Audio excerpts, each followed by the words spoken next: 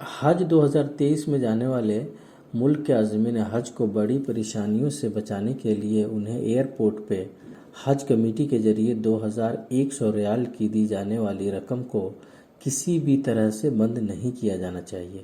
یہ بہت قدیم روایت ہے، اسے قائم رکھنا چاہیے۔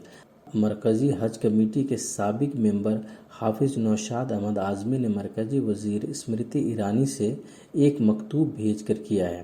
مسٹر اعظمی نے ایک پریس بیان میں یہاں کہا کہ حج کمیٹی آف انڈیا سے جانے والے عازمین حج کی اکثریتی تعداد گاؤں سے ہوتی ہے، اور اس میں تقریباً سارے لوگ ایسے ہوتے ہیں جو پہلی بار ہوائی جہاز کا سفر کرتے ہیں اور مذہبی امور کے فرض کی ادائیگی کے لیے سعودی عرب کا سفر مجبوری میں کرتے ہیں۔ برسہ برس یعنی کہ سالوں سے ان کی آسانی کے لیے حج کمیٹی آف انڈیا کے ذریعے یہ نظام قائم ہے کہ انہیں امبارکیشن پوائنٹ پہ چیکنگ کے بعد آخری وقت میں 2100 ریال کا لفافہ سبھی عورت مرد عازمین حج کو دیا جاتا رہا ہے، جس سے وہ وہاں پہنچ کر اپنے کھانے پینے کی ضروریات پوری کرتے ہیں۔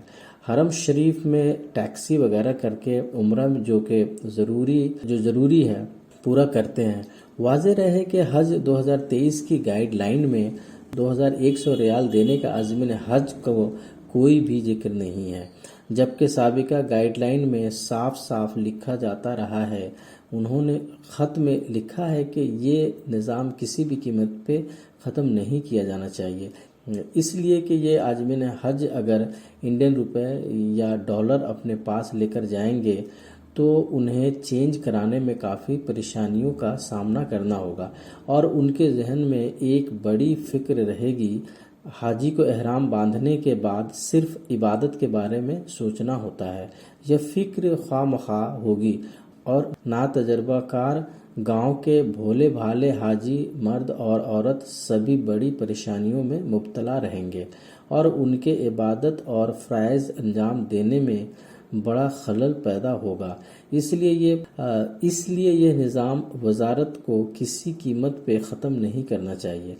خط کی کاپی انہوں نے وزارت کے secretary ambassador Saudi Arabia consul general of India Jeddah اور چیف ایگزیکٹو آفیسر حج کمیٹی آف انڈیا ممبئی اور ملک کے سبھی اسٹیٹ حج کمیٹی کے چیئرمین کو بھی بھیجی ہے۔